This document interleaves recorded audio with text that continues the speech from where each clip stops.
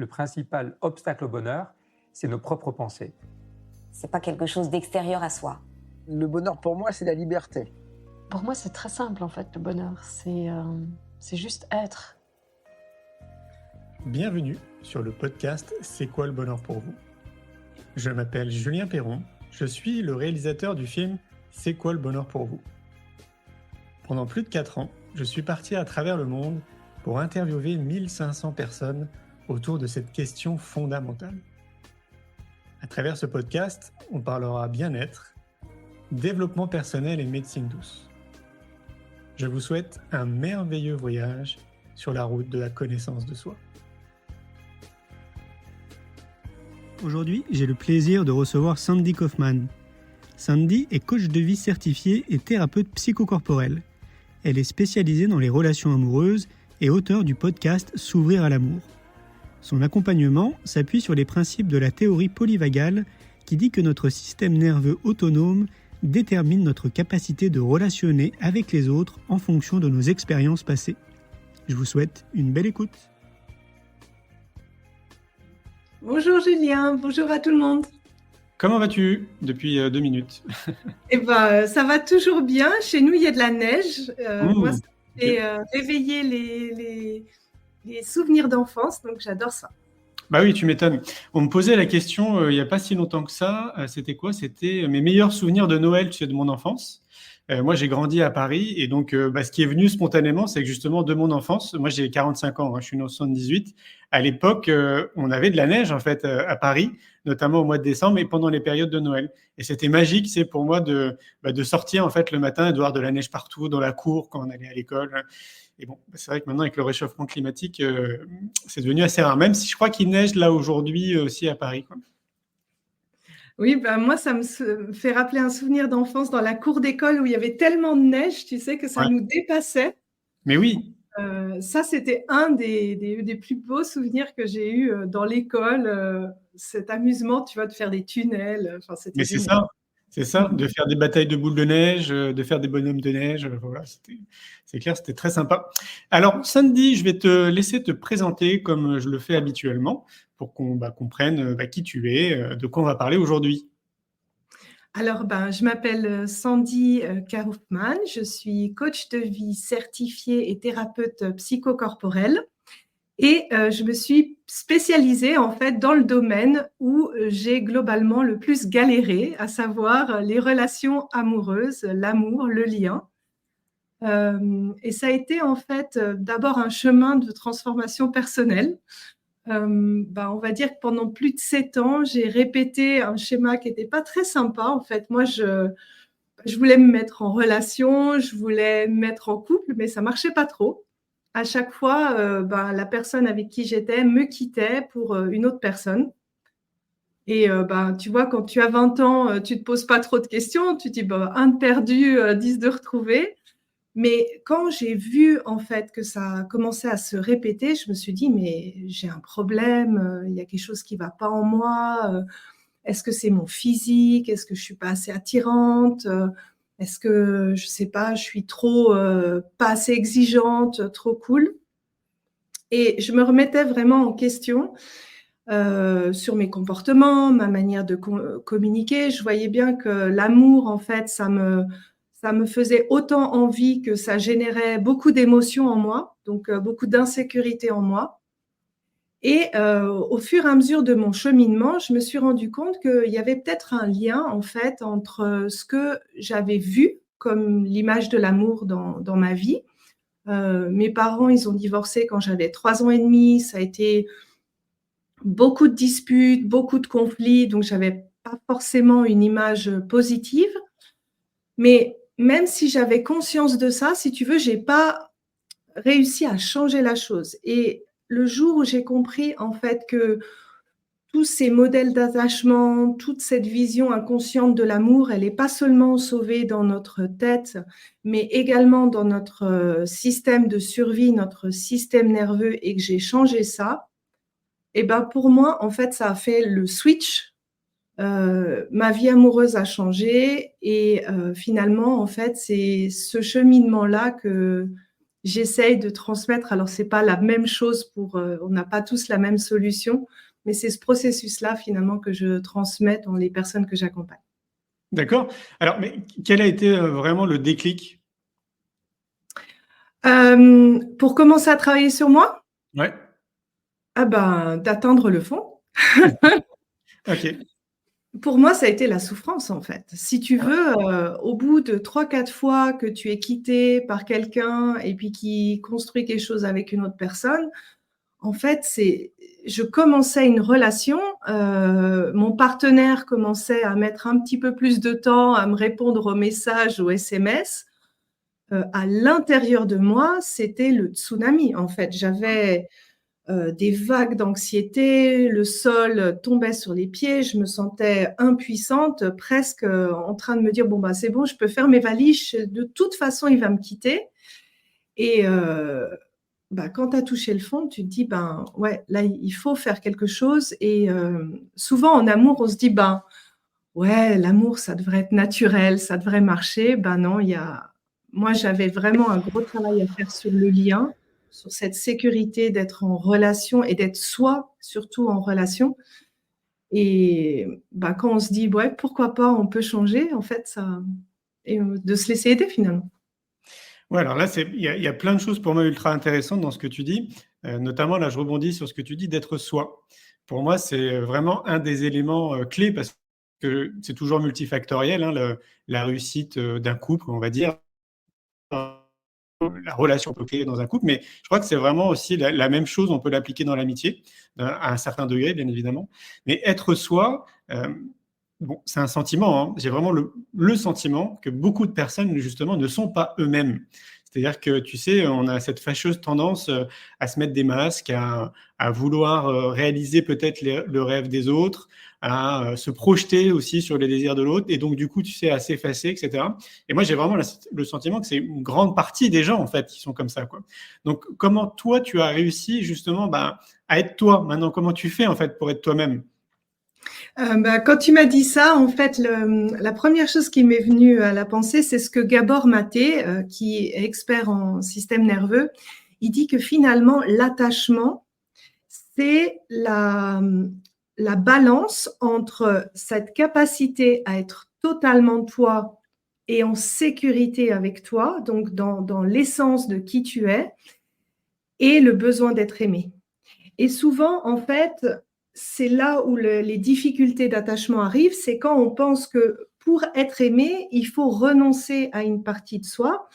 Et ça vient pas du hasard, ça vient de la perception que tu as eue avec tes premières expériences relationnelles. Donc, ça peut être tes parents, ça peut être à l'école, etc. Et la perception que tu as eue de pouvoir être pleinement toi et de quand même garder ce lien, de pas avoir à faire, si tu veux, ce choix impossible entre je suis moi et je suis avec les autres.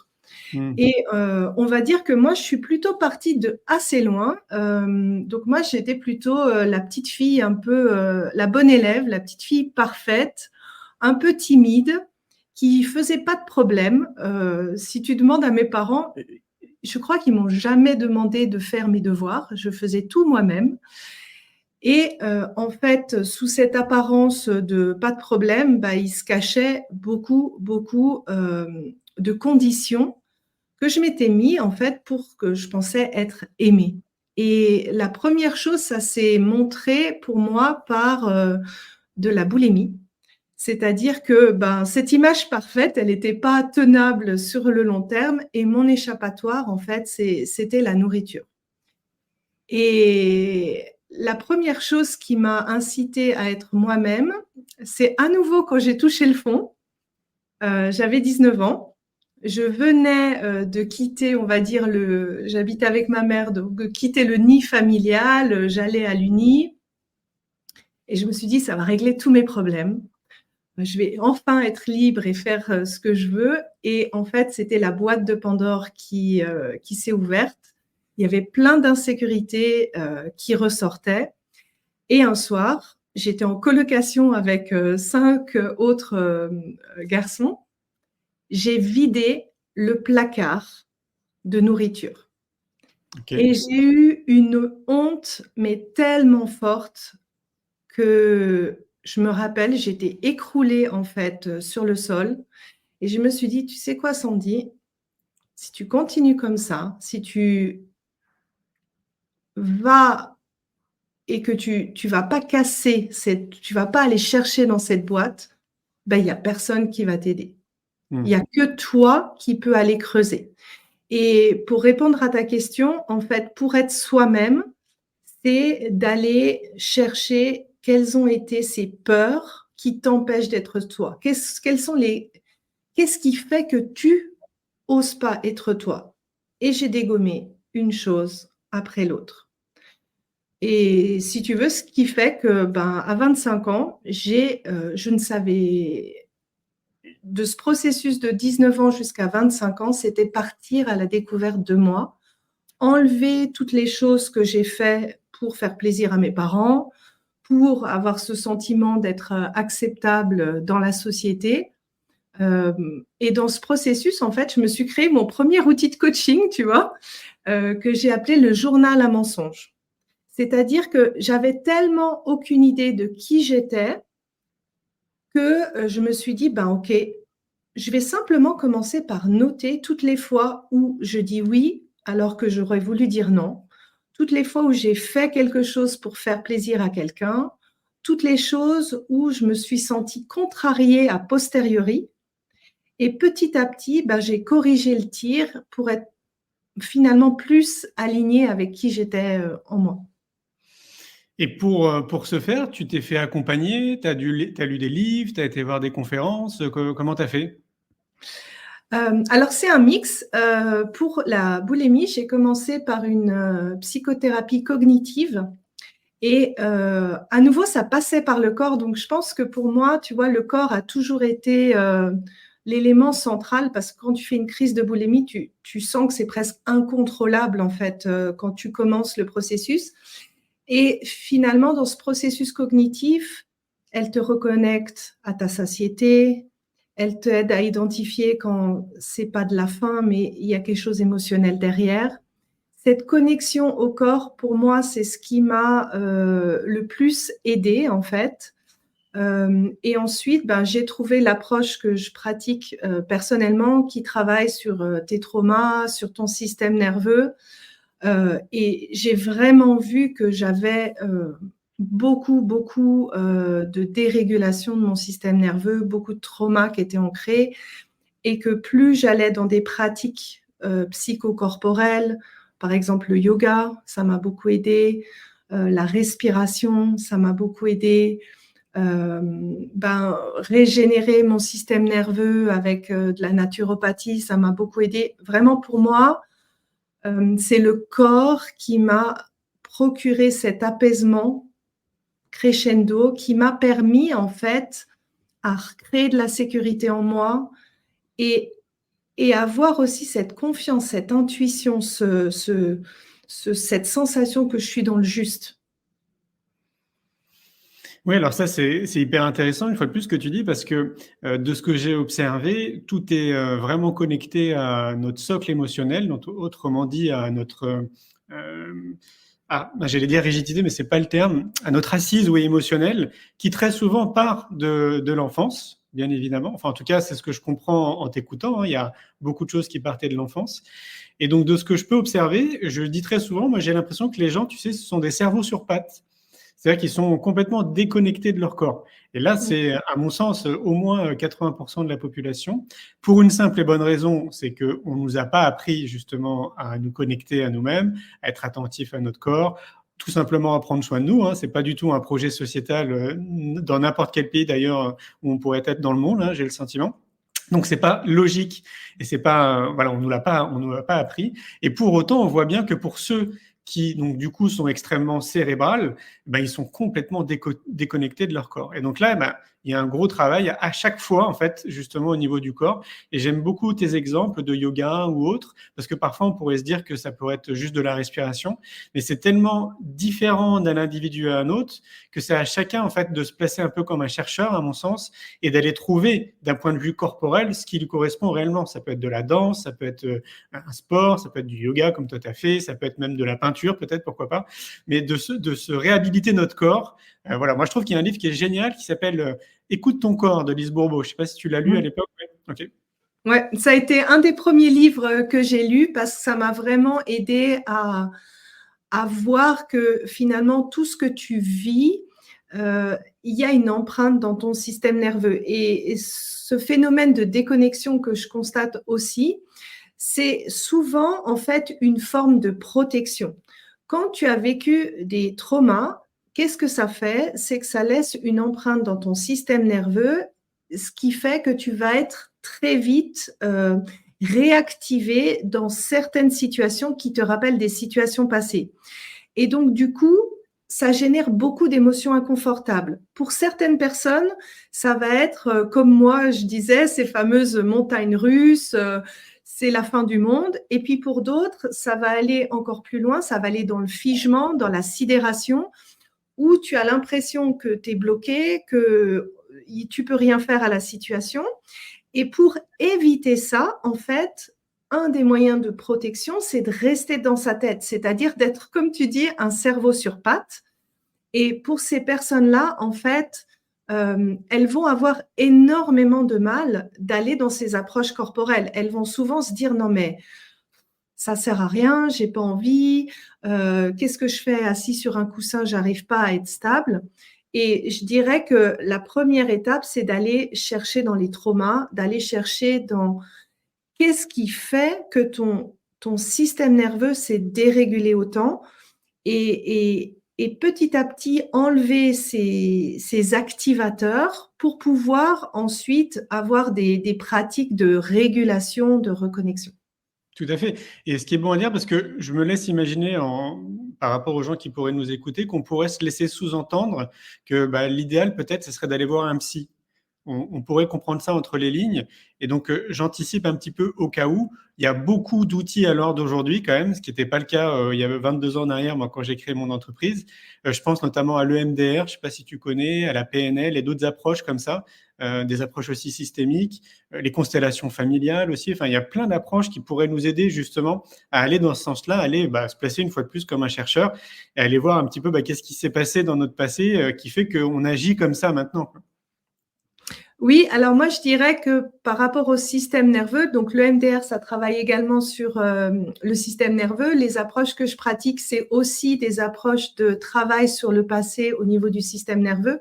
C'est vraiment ces approches-là qui te permettent de faire de travail sur le trauma au niveau du système nerveux. Après, pour tout ce qui est régulation, quand tu es activé, là, la boîte à outils, elle est vraiment énorme. Et comme tu dirais, c'est vraiment spécifique à chaque personne. Ce qui marche pour toi va pas marcher pour l'autre. De trouver qu'est-ce qui est pour toi la boîte à outils efficace. Un moyen de faire cette cartographie qui est issue de la théorie polyvagale, c'est cette fameuse feuille de route de la théorie polyvagale qui va justement t'aider à un peu comprendre ta cartographie, voir comment tu fonctionnes, voir qu'est-ce qui t'active, qu'est-ce qui te régule. Et ça, c'est un très bon point de départ. J'en parle dans mon podcast S'ouvrir à l'amour. Si vous googlez, j'explique ces feuilles de route si jamais. Oui, justement, parce que j'allais te poser la question, est-ce que tu peux peut-être nous détailler rapidement ce que c'est la théorie polyvagale ? Oui, alors la théorie polyvagale, elle explique en fait que le degré de sécurité qu'on a dans notre corps, il est fortement lié à nos expériences passées et que finalement cette mémoire-là, elle n'est pas au niveau de notre tête, mais elle est également de notre système de survie, le système nerveux autonome. Et en gros, ça se passe comme ça. Quand on est bébé, on commence en fait à repérer quels sont les signaux qui indiquent la sécurité, des signaux qui indiquent l'insécurité. Et tous ces signaux-là vont constituer un petit peu notre base de données par lequel on va regarder et percevoir le monde. Et là où c'est important de comprendre, c'est que cette perception-là, c'est un petit peu nos lunettes. Et ça va préqualifier l'information que ça envoie à notre cerveau. Et donc, si on a l'impression d'être en insécurité dans le lien, c'est pas qu'il y a souvent de l'insécurité effective dans le lien, c'est que quelque part, dans nos expériences passées, il y a des activateurs qu'il faut qu'on se sente plus vite en insécurité. Pour te donner mon exemple personnel, qu'est-ce qui faisait que j'étais complètement paniquée quand la personne montrait une certaine déconnexion, un certain manque d'intérêt? Eh bien, en fait, c'était une expérience que j'avais vue où j'avais vu mes parents vraiment se disputer violemment. Ils en étaient venus aux mains. Et si tu veux, ce sentiment de sol qui part sous les pieds, cette impuissance que je ressentais quand j'avais 3 ans et demi et que j'étais petite, c'était exactement cette même sensation à chaque fois, si finalement que mon partenaire avait une action où j'avais le sentiment de ne pas avoir le contrôle. Et c'est normal de ne pas avoir le contrôle sur son partenaire en relation. Ce n'est pas l'objectif. Mais moi, ça me mettait dans un niveau tellement fort que soit j'allais vers des relations qui faisaient que j'étais attirée par des personnes qui me mettaient en situation d'impuissance, ou bien que je voulais à tout prix contrôler l'autre, et ben forcément, ça fait aussi fuir le partenaire. Et pour résoudre ça, eh bien, il fallait que je travaille sur qu'est-ce qui a généré cette insécurité en moi à l'origine. Quand j'ai changé ça, j'ai eu tellement de sérénité en fait. Et c'était même surprenant quand je voyais avec mon mari actuellement, le jour où j'ai réalisé que j'avais dépassé ce cap. Alors, il est kiné, il est physiothérapeute et il est allé en formation. Donc, il y a beaucoup de femmes physiothérapeutes, donc ils sont en sous-vêtements pendant tout le week-end. Et en fait, j'étais chez moi et ça me faisait 0 effet dans ma sécurité intérieure. Et là, j'ai vraiment réalisé à quel point, quand tu changes ce qui est activé dans ton système nerveux, à quel point ça peut être différent en fait. Bien sûr, et c'est là tout l'enjeu, et c'est là aussi en même temps la complexité, à mon sens, c'est que déjà, je pense qu'il y a très peu de gens qui ont conscience de ça, parce que déjà, il faut avoir conscience. Tu peux commencer à en avoir conscience peut-être à partir du moment où tu te poses des questions et que tu essayes de justement dire, bon, il se passe des trucs, là, j'ai conscience que parfois, je peux avoir des réactions disproportionnées, que parfois, justement, je me retrouve, ou alors souvent dans des moments d'insécurité, mais pourquoi ça me met dans tel état? Déjà, tu vois, il faut être déjà dans cette réflexion. Pour moi, il y a un manque encore, même s'il y a beaucoup de professionnels comme toi, je trouve, qui sont là pour accompagner les couples, pour accompagner les gens qui essayent justement d'avoir une vie très épanouie au niveau de leurs amours. Malgré tout, je trouve qu'il y a un manque de communication sur qui on est, tu sais, en tant qu'individu et comment on fonctionne. Parce que là, en fait, tu touches pour moi quelque chose qui est très intéressant. C'est comme une clé, tu sais, c'est comme une clé de compréhension de notre mode de fonctionnement en tant qu'être humain. Et c'est là, justement, à chacun, après, de dire, OK, donc, a priori, on a probablement tous, moi, ce que je vais appeler des bombes émotionnelles, parce que je suis tombé là-dessus il n'y a pas longtemps, et donc, du coup, ça me parle bien. Comment je peux aller désamorcer ces bombes pour que, justement, ça ne se reproduise plus, quoi. Ouais, j'aime beaucoup le mot de bombe parce que c'est vraiment la sensation qu'on peut ressentir. Je dirais pour les personnes qui savent pas trop, en fait, s'il y a quelque chose à travailler ou pas. Il y a 2 angles qui peuvent être intéressants. C'est quelles sont les émotions que je vis dans la relation. Si j'ai l'impression d'être toujours en mode drame, chaos, bombe émotionnelle, ça, c'est un premier indicateur qu'il y a quelque chose en dessous.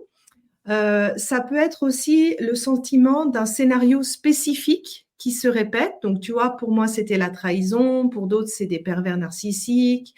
Pour d'autres, c'est ce côté dépendance affective.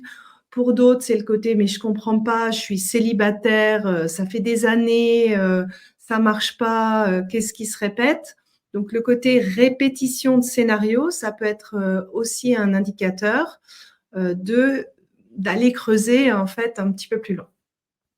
Oui, puis alors, une fois de plus, moi, ce que je trouve très intéressant, c'est de se rappeler et d'essayer de comprendre, mais je pense que tu l'as bien dit. Je vais peut-être le dire différemment, c'est que si à un moment donné dans votre vie, vous avez une réaction un peu épidermique, voire excessive, et qu'on vous le dit, c'est que justement, à mon sens, il y a quelque chose à aller chercher. Parce que, bon, peut-être que je me trompe, mais à mon sens, non pas qu'on est censé être un électrogramme plat au niveau de nos émotions, mais on n'est pas censé avoir des hauts et des bas comme ça. On est d'accord ou pas là-dessus?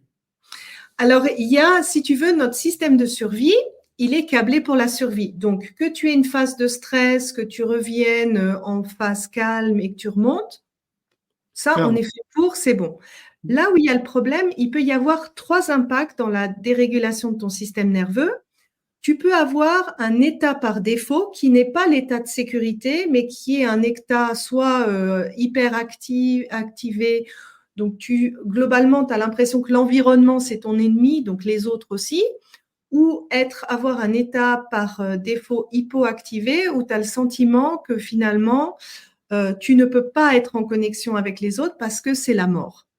Ça, souvent, c'est quand tu as eu soit une figure d'attachement, donc ton père ou ta mère qui était déjà elle-même très dérégulée et tu hérites automatiquement de cet état par défaut.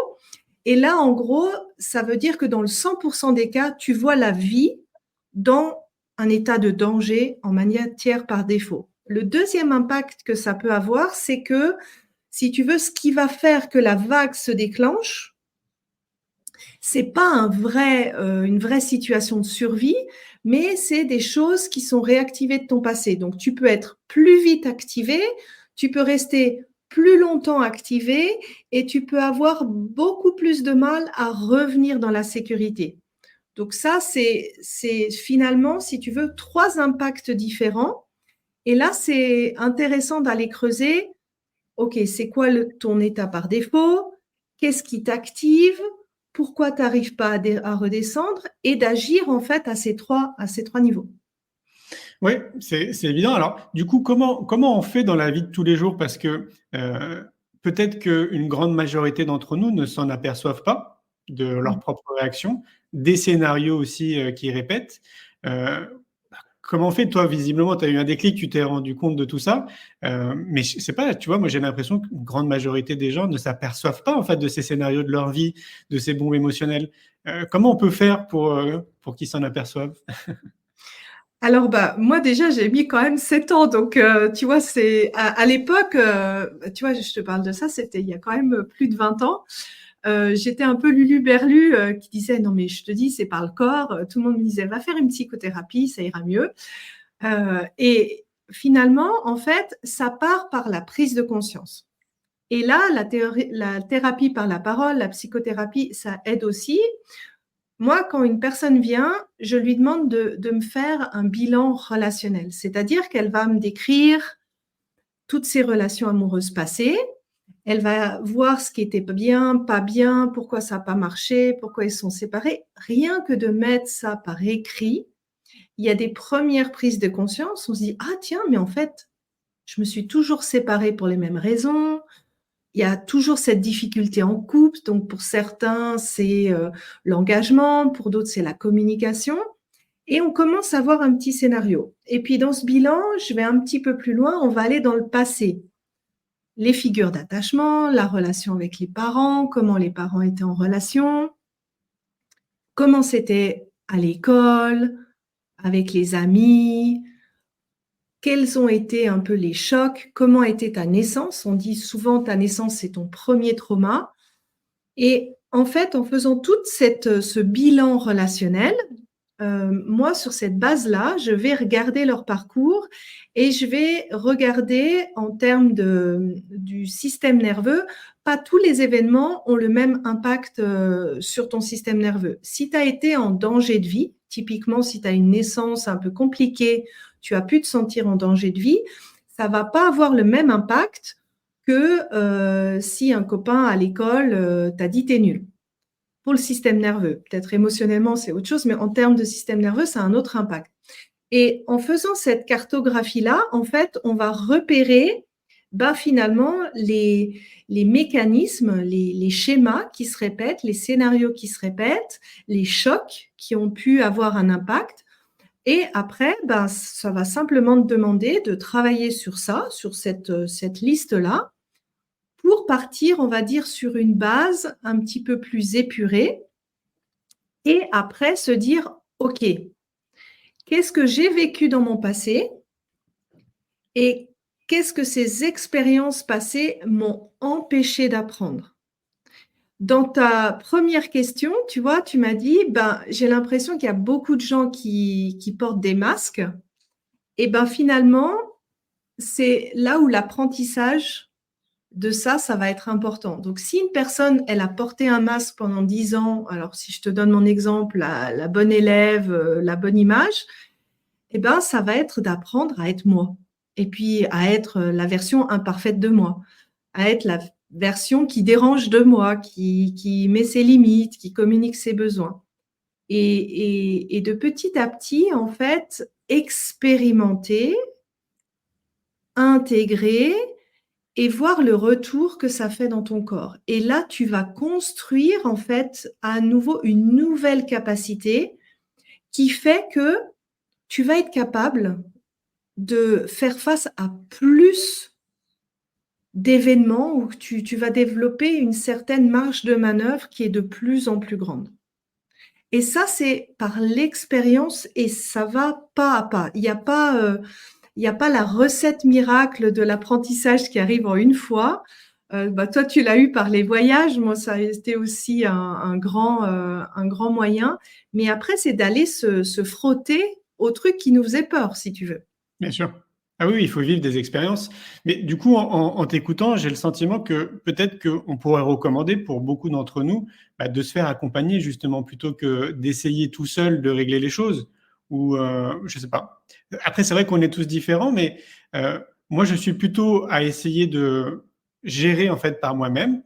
Je me suis toujours considéré depuis tout petit, parce que moi, ça a commencé vers l'âge de 10 ans. Je me suis toujours considéré un peu mon propre psy.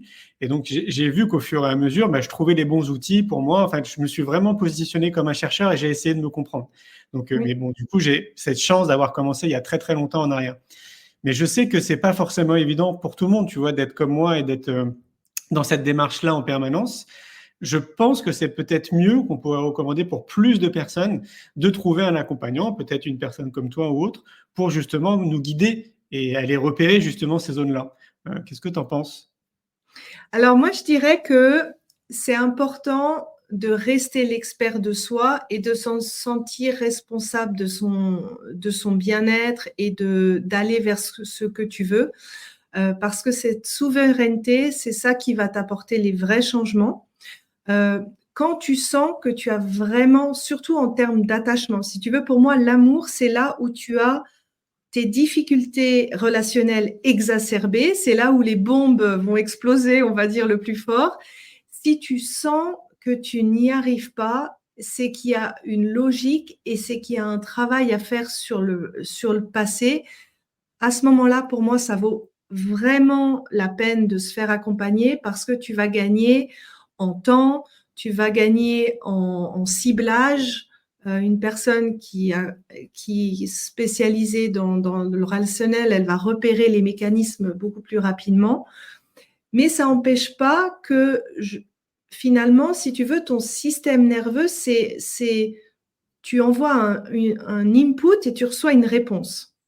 Et si tu prends cette attitude que toi, tu as eue dès 10 ans, pour la suite, pour continuer à t'accompagner, je trouve que c'est une des plus grandes forces. Et en tout cas, pour moi, quand j'accompagne les gens, le but, c'est d'aller dans l'autonomie le plus rapidement possible parce que c'est ça qui va te faire dépasser les montagnes que tu as besoin de dépasser et que tu as envie de dépasser et que tu vas identifier et que tu vas envie d'avoir à aller plus loin. Exactement, oui. Pour moi, on est pleinement dans ce que je dis très souvent, de la responsabilité citoyenne de prendre soin de soi. Ouais.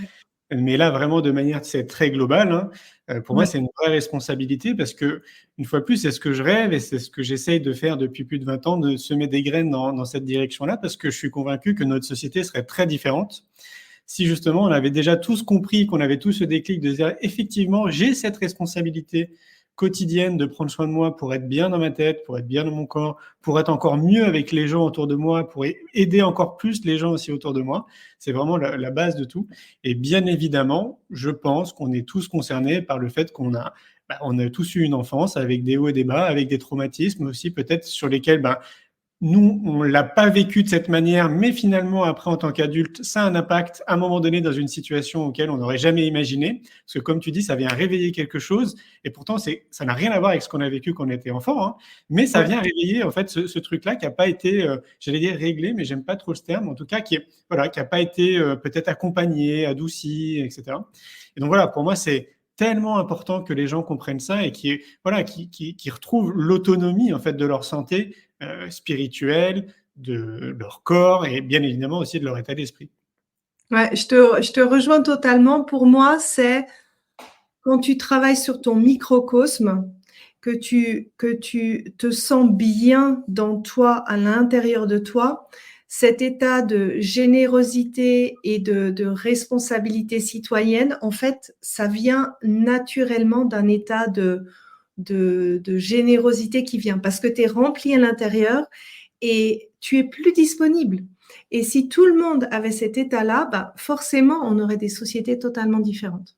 C'est clair, je me laisse même imaginer, alors je ne sais pas si c'est utopique, que probablement il n'y aurait peut-être pas de guerre, tu vois, si ça faisait partie vraiment intégrante, tu sais, d'un projet sociétal dans chaque pays. Je me laisse imaginer, parce que du coup, en fait, on se comprendrait mieux, déjà, tout simplement, parce qu'on voit que c'est très challengeant, tu vois, tu as dit, ça fait une vingtaine d'années quand même que tu t'es pris en main et que tu avances vers toi, et j'imagine que tu continues. On sait que c'est un long cheminement, et c'est aussi pour ça que, depuis une dizaine d'années, moi, je mets beaucoup d'énergie dans l'éducation, parce que je dis que tout part de là, en réalité. Et donc, si le plus tôt possible, on peut amener le savoir-être, la connaissance de soi, se comprendre le plus tôt possible dans notre société, hein, c'est pas que l'école, c'est pas que les parents, c'est vraiment un projet sociétal. Waouh, je rêve de cette nouvelle humanité, en fait. Ouais, c'est vraiment, moi j'ai un fils de 8 ans, tu vois, et c'est vrai que quand tu pars avec d'autres bases, tu donnes d'autres chances dès le début, en fait. Tu épargnes tellement de temps. Moi, si tu me demanderais, je dirais qu'à la sortie des naissances des bébés, de checker s'ils n'ont pas eu des traumas, de travailler sur leur système nerveux. Tu vois, moi, j'ai mon fils, il a des difficultés de concentration. C'est ce qui m'a poussée à adapter la méthode que je fais chez les adultes pour les enfants. Okay. Et c'est fou parce que, en fait, plus tu arrives à travailler ça tôt, plus tu épargnes des schémas qui s'ancrent et qui grandissent avec le temps. Parce que plus tu réactives des événements, en fait, plus tu as l'impression que tu deviens de plus en plus sensible à des choses, que ton vase déborde plus vite. Mais en fait, c'est simplement parce que quand c'est imprimé dans ton système nerveux, ton corps va vouloir toujours te protéger encore plus, donc il va tirer la sonnette d'alarme toujours plus fort. Et quand tu fais ça chez les enfants, en fait, tu leur évites toute cette escalation. Donc, je peux que te rejoindre sur ce sujet. Ah ouais, c'est un beau cadeau. Et du coup, j'aimerais qu'on revienne un petit peu sur ton histoire où tu dis qu'à un moment donné, tu as commencé justement à conscientiser, il y a eu une forme de boulimie. Après, tu as vu que tu avais que tu reproduisais les mêmes schémas avec les mêmes partenaires, etc. Et quand tu as commencé à cheminer vers toi, les choses ont commencé à changer, si j'ai bien compris. Est-ce que ça a été du jour au lendemain? Ou est-ce que ça a été, par exemple, là, d'aujourd'hui, en toute transparence, tu nous disais que tu étais marié, que voilà, il vivait à un moment donné un stage quelque part avec des femmes qui peuvent être en sous-vêtements. Donc, c'est vrai que ça peut être très... on pourrait se poser des questions en termes d'insécurité, de peur, etc. Tu disais que maintenant, tu le vivais très bien. J'imagine que tout ça, ça a été progressif. Ça ne s'est pas fait comme ça du jour au lendemain. Oui et non. C'est-à-dire qu'il y a eu, si tu veux, toutes les compétences relationnelles qui me servent maintenant dans ma relation. Par exemple, j'avais plutôt tendance à être, je disais rien et puis j'explosais comme une cocotte minute au bout d'un moment. Apprendre à bien communiquer avec les autres, conscientiser mes besoins, avoir une certaine indépendance émotionnelle, c'est-à-dire pas réagir au quart de tour. Tout ça, ça m'a pris un certain temps. Par contre, le travail sur mon passé, le travail de désactivation, c'est moi quand j'ai fait ce travail de thérapie psychocorporelle que je pratique maintenant, j'ai vraiment vu un switch. Pour te donner un exemple, en termes de communication, ce qui me bloquait en fait, pourquoi j'avais du mal à communiquer, je me rappelle que devant mon père, en fait, il avait une voix un peu autoritaire et j'étais très impressionnée et il n'y avait pas un mot qui sortait de ma bouche. Je ne pouvais pas. Donc, mon moyen de communiquer, c'était quand ça allait pas, je pleurais. Et quand j'ai fait ce travail sur le passé, ce qui m'a vraiment surpris et ce qui a fait que je suis allée étudier ce que j'ai étudié, c'est que d'un seul coup, j'ai réussi à parler, en fait. Parce que j'avais désactivé ce qui me bloquait totalement au niveau du corps. Et c'était presque surprenant parce que intellectuellement, je voyais qu'il y avait un changement, mais j'y étais pas prête, en fait. Et pour moi, en fait, quand tu fais cette déprogrammation, ça demande pas tant de temps que ça. En tout cas, c'est ce que j'ai observé sur moi, c'est ce que j'observe sur les personnes. Par contre, la phase de réapprentissage, la phase de s'accompagner, oui, là, ça demande un certain temps, ouais. Et encore à l'heure d'aujourd'hui, ça va? Est-ce que tu as encore des moments où il y a des bombes émotionnelles comme ça, ou tout ça, ça s'est régularisé? Est-ce que tu es toujours, tu sais, en phase d'apprentissage quelque part, quoi? Alors, je pense qu'on apprend toujours, mais si tu veux, les gros pics que j'avais comme avant sont plus existants. Je peux vraiment dire que je suis passée d'un attachement, moi j'avais un attachement, je l'appelle l'attachement de rame, mais c'est entre insécure et évitant, en fait, anxieux et évitant, j'alterne entre les deux. Maintenant, je sens que j'ai vraiment un attachement sécure, en fait. Donc, si tu veux, ma baseline, elle est là. Bien sûr, il y a des situations de vie, des situations de stress. Et puis là, je vais arriver un peu plus en pic. Et là, je sais que je dois apporter plus de soins à ma personne, essayer de m'aider soit sur le plan physique en respirant plus, soit sur le plan mindset. OK, quelles sont les pensées? Est-ce que ça m'aide? Ça, je dirais, c'est plus de l'entretien. Mais je n'ai plus cet extrême, si tu veux, que j'avais avant. Ça, je peux dire, j'ai passé ce cap-là. Bien sûr, il y a toujours de nouveaux challenges, tu vois. Maintenant, je suis maman. Il y a d'autres schémas qui se réveillent par le biais d'être maman, le rôle d'être parent, comment aider ton enfant. Mais vraiment, il y a un gros cap qui a échangé en moi, ouais. Oui, puis ce qui est génial, et c'est ce que tu soulignes, c'est que visiblement, tu as trouvé les outils justement pour te réguler, on va dire, quand il y a des bombes qui peuvent potentiellement exploser. Oui. Tu sais, a priori, comment te prendre en main. Et c'est ça, pour moi, justement, ce qui ferait toute la différence pour l'ensemble de notre humanité, c'est comprendre, tu vois, ces petits outils qui nous concernent toutes et tous et qui sont très individualisés en réalité, qui sont vraiment très différents d'une personne à une autre. Et de savoir que, voilà, quand il y a ça qui se produit, OK, il faut que je fasse ça. Pour, par exemple, le tempérer, le réguler, etc., etc. Alors, je ne sais pas si c'est des choses que tu évoques aussi dans ton accompagnement, mais moi, je pense que le bien-être global, c'est-à-dire forcément de nos émotions, ça, est très rattaché aussi à notre alimentation. Parce que tu sais, les scientifiques, je ne sais pas si tu le savais, mais on fait le lien entre ce qu'on mange et nos émotions. Vraiment, les deux sont interconnectés.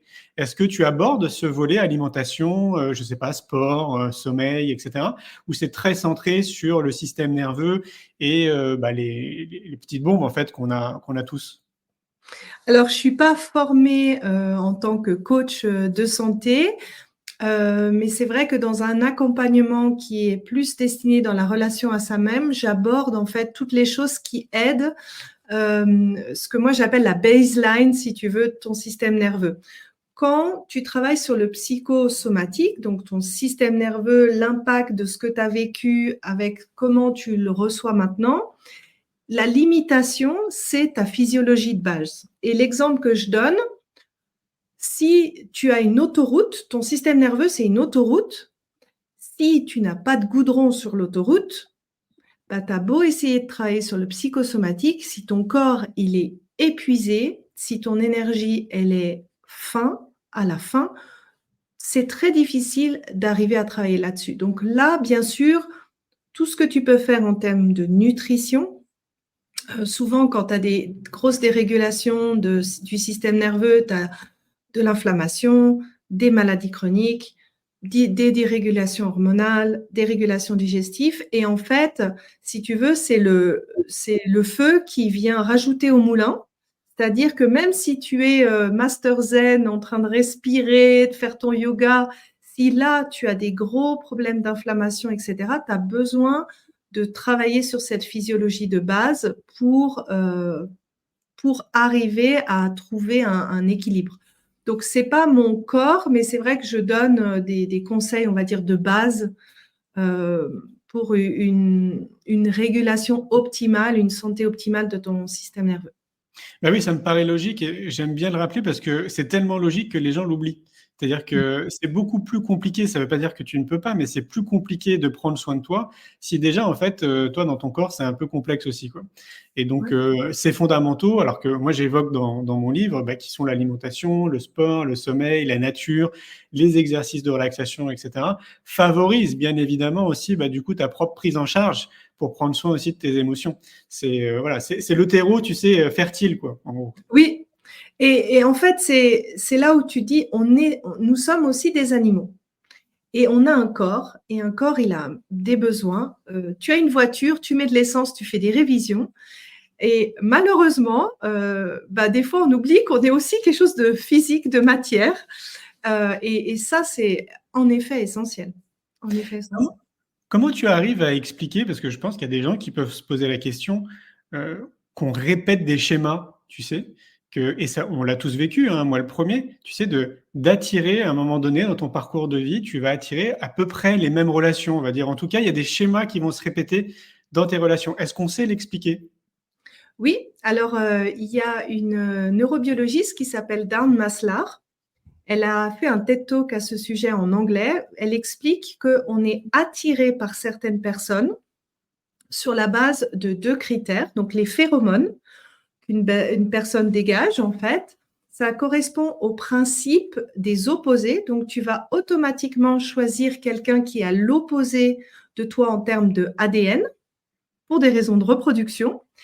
Et tu vas choisir quelqu'un selon le principe des similitudes. Donc, tu vas choisir quelqu'un sur la base d'un modèle que tu as appris. Et si je peux donner un exemple, moi, le 80% des personnes me disent « Mais Sandy, pourquoi je suis attirée par quelqu'un qui est pervers narcissique? Pourquoi je suis attirée par quelqu'un qui est indisponible ?» C'est typiquement que tu as eu une expérience passée qui t'a fait enregistrer que l'amour, c'est en quantité minimale, donc c'est indisponible, ou l'amour, c'est l'irrespect. Et là, je pourrais te donner 2 exemples qui sont assez opposés et qui illustrent bien pourquoi ça se répète. Je vais te donner l'exemple d'une personne que j'appellerais Paola. Elle n'avait pas de problème pour se faire aborder par les hommes, super femme, beaucoup de charisme. Et elle me dit, mais je ne comprends pas. Je rencontre soit des gens qui sont à distance, donc qui n'habitent pas dans la même ville que moi, soit ils sont là, mais ils travaillent ou ils ont un hobby qui prennent beaucoup de temps, soit ils sortent d'une rupture de nombreuses années, donc ils ne sont pas disponibles émotionnellement. Mais pourquoi ça arrive comme ça? Quand on est allé creuser dans son passé, on s'est rendu compte qu'elle avait une super relation avec son père. Elle était, tu vois, la relation complice, le papa, chéri, etc. Mais son père, il était souvent absent pour le travail. Et si tu veux, le modèle de Paola, c'était l'amour top, complice, mais à petite dose. Et comment ça se fait qu'elle répète ça? C'est que dans les perceptions qu'elle a dans son système nerveux, c'est amour égale petite dose. Donc, à chaque fois qu'elle va voir quelqu'un qui n'est pas disponible, ça va faire « c'est génial, c'est ça l'amour, c'est ce que je veux ». Et c'est pour ça que tu répètes. Et la solution, ce n'est pas de changer, la solution, c'est de changer quelle a été ta vision. Et oui. Tu vois? Oui, c'est tout ce qu'on se dit là depuis une petite heure. C'est d'aller changer ce qui s'est passé au niveau de notre système nerveux, parce que c'est ça qui influence, comme tu le dis très bien, nos choix et de manière inconsciente, si je comprends bien. Oui, ça fonctionne en automatique sous-jacent. En fait, rationnellement, tu veux quelqu'un de disponible, mais inconsciemment, au niveau de ton système nerveux, tu vas aller vers autre chose. C'est incroyable. Ça veut dire que c'est le système nerveux qui régit quand même beaucoup de choses. Parce que tu sais, on a tendance à dire qu'il y a, on va dire, les trois cerveaux, notre cerveau, les intestins et le cœur. Et Ouais. beaucoup tendent à dire que probablement le premier cerveau, ça serait nos intestins, justement. Ça serait Ouais. c'est tout ce qui se passe dans notre ventre. Et là, en t'écoutant, j'ai l'impression que ce système nerveux a aussi un impact qui est colossal. Alors, c'est qui prend le contrôle de tout, finalement? Tes intestins, ils sont aussi connectés à ton système nerveux autonome par le biais du nerf vague. Et si tu veux, l'interoception, ce que tu ressens dans tes intestins, c'est une manière aussi de percevoir les choses. Quand tu es en relation avec quelqu'un, ce qui se passe à l'intérieur, c'est aussi une perception. Si tu as eu, je peux te donner l'autre exemple que j'avais en tête.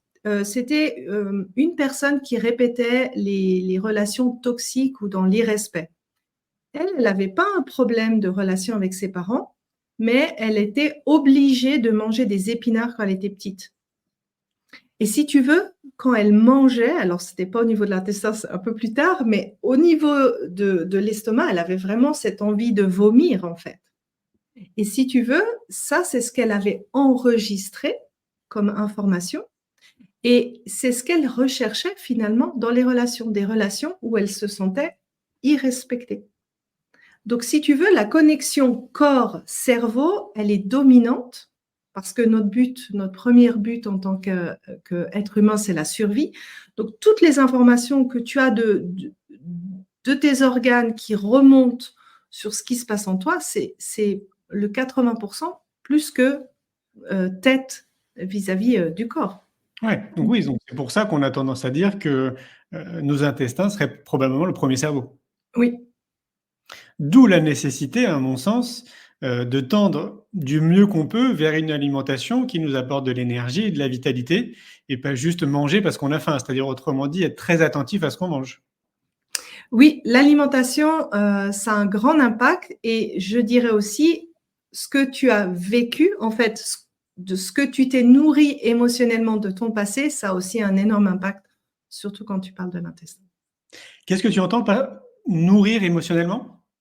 C'est-à-dire que pour moi, il y a vraiment un travail sur les deux. Il y a des personnes qui sont nickel en termes d'alimentation. Tu prends le livre, ce qu'il faut manger et tout, elles le suivent. Elles peuvent continuer à avoir des troubles de l'intestin, le syndrome irritable. Pourquoi?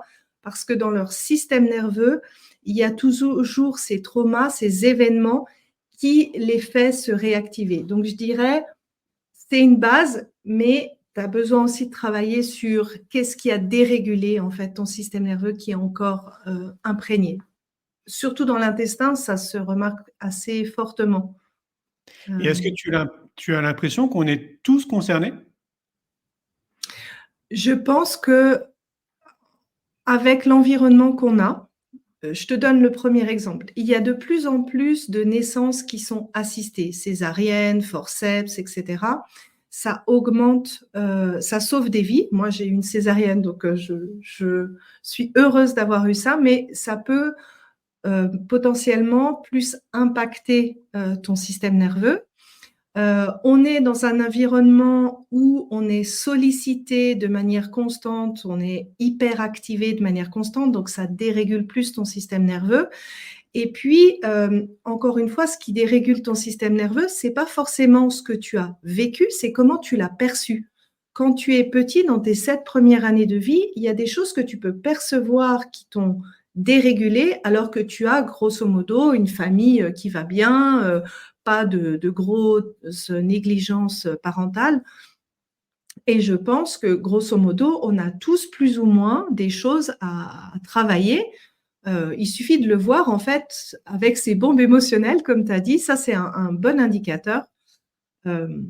Oui, donc je dirais oui, on a tous dans une plus ou moins mesure, ça dépend ce que tu as vécu. Et alors après, j'ai envie de te dire aussi, là, peut-être une des bonnes questions qu'il faudrait se poser. Donc, si on est en couple, par exemple, ou même si on n'est pas, enfin, si on a vécu des histoires de couple ou si on est en couple, de réfléchir un petit peu à comment ça s'est passé, ce qu'il y avait de bien, ce qu'il y avait de négatif, quelle en a été l'issue. Enfin, c'est les questions visiblement que tu poses quand les personnes viennent te voir. parce que, enfin, je le rappelle parce que j'ai l'impression qu'on ne fait pas forcément cet exercice, tu vois, une fois de plus, un peu en tant que chercheur, de comprendre tous ces mécanismes et pour moi, il y a pas de hasard, on rencontre pas les gens comme ça par hasard, que ce soit en amitié ou en amour. On a tous, tu sais, des messages comme ça à se transmettre qui sont soit en filigrane, soit très perceptibles si on ouvre les yeux et qu'on regarde. Et moi, j'aime bien rappeler une nouvelle fois, tu vois, c'est un peu cette responsabilité quelque part d'observer, en fait, d'être acteur vraiment de sa vie, tu vois, de pas être juste observateur, mais acteur. Ouais. Et c'est comme ça qu'on se bonifie, tu vois, notamment là on parle d'amour, donc de relation en relation, c'est comme ça qu'on se bonifie au niveau de notre alimentation, au niveau du sport, de la nature, etc. Je te rejoins totalement. Pour moi, le couple, c'est un terrain de développement personnel et de guérison. C'est-à-dire que automatiquement, le partenaire que tu vas avoir, ça va aller piquer là où ça fait mal. Et donc, si systématiquement, tu regardes ta partie du jardin avant d'aller regarder la partie du jardin de l'autre en te disant, OK, est-ce que là, j'ai le sentiment qu'il y a un scénario qui se répète, peut-être d'autres relations? Qu'est-ce que ça me rappelle de mes relations dans l'enfance?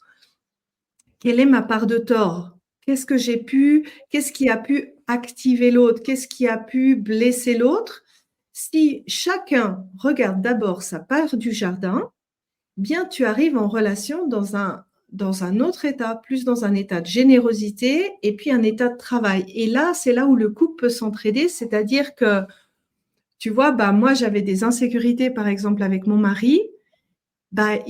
Je lui ai expliqué en toute humilité mes insécurités, que j'avais répété mon schéma. Il y a des moments, il a été dans la générosité de me dire, OK, je vais t'aider, je te procure de la sécurité là, j'ai envie que tu te sentes bien dans la relation. Et il l'a fait. Et c'est là où, pour moi, le couple, en fait, c'est une aide de plus dans ce développement, de dire que oui, il y a une partie qu'on peut faire nous-mêmes, on regarde notre jardin, et puis l'autre en face, la relation, c'est la cerise en plus qui nous donne le petit coup de plus. Je suis d'accord. Encore faut-il que l'autre personne soit capable de le faire.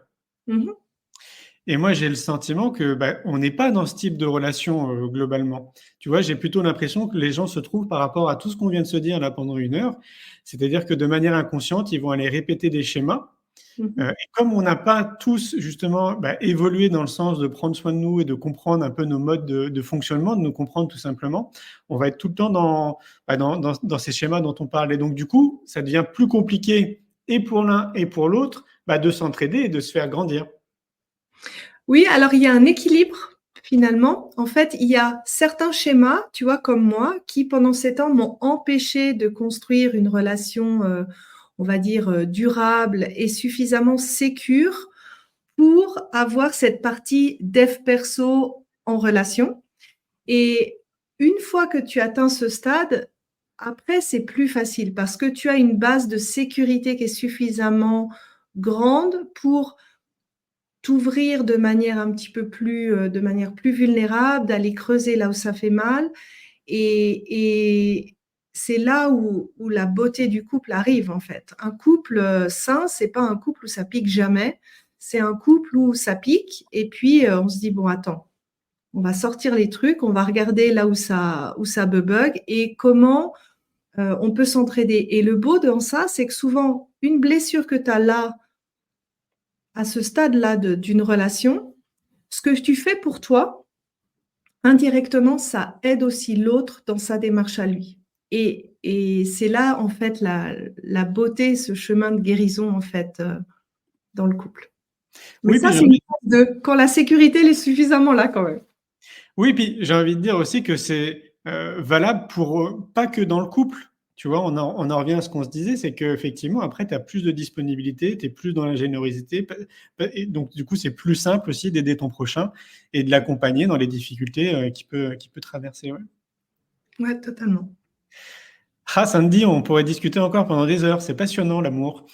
Et puis, j'aime beaucoup les pistes que tu proposes pour la communauté. Merci beaucoup, Sandy. Je vois que le temps file, ça fait déjà un peu plus d'1 heure. Comment on fait pour les gens qui ont envie de te contacter? Comment on te contacte? Le plus simple, c'est d'aller sur mon site internet, c'est sandykaufman.ch, donc sandykaufma2n.ch. Et j'ai également un podcast qui s'appelle S'ouvrir à l'amour et vous me retrouvez sous mon même nom sur Instagram. Ok, super. Et j'imagine que les réseaux sociaux, tu réponds systématiquement quand on te contacte, c'est ça? Ouais. Oui, écrivez-moi des petits mails, j'aime bien être en lien. Ok, top. Grand merci, Sandy, c'était très intéressant. Je te souhaite une belle journée sous la neige, du coup. Oui, on va faire des bonhommes de neige cet après-midi, je crois. Exactement. À tout bientôt. Merci, Julien. À bientôt, tout le monde. Ciao, ciao. Un grand merci pour votre écoute. J'espère que vous avez passé un bon moment avec nous. Pour prolonger l'expérience C'est quoi le bonheur pour vous et continuer votre cheminement sur la connaissance de soi, je vous invite vivement à lire mon livre C'est quoi le bonheur pour vous, que vous trouverez dans toutes les librairies. Jouez et amusez-vous avec le jeu de cartes entre amis, avec des inconnus, dans le monde de l'entreprise, à l'école. Regardez le film C'est quoi le bonheur pour vous et surtout, prenez soin de vous. Je vous souhaite un merveilleux voyage vers vous-même.